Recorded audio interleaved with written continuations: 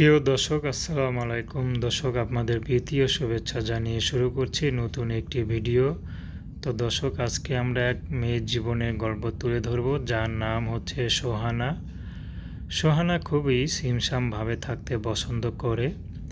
সোহানার পরিবারে বাবা নেই, তার মা আছে, ছোট একটা ভাই আছে।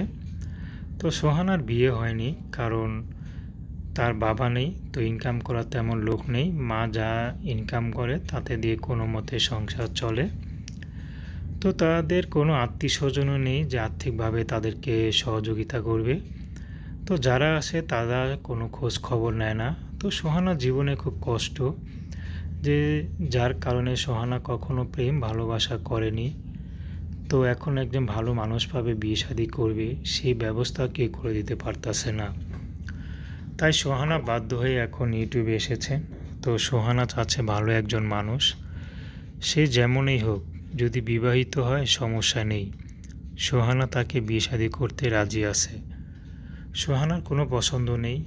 যদি কোনো পুরুষ কষ্টে থাকে বা দেশের বাইরে থাকে, এখন বিয়ে করবে, তেমন পুরুষ পেলেও সোহানা রাজি আছে।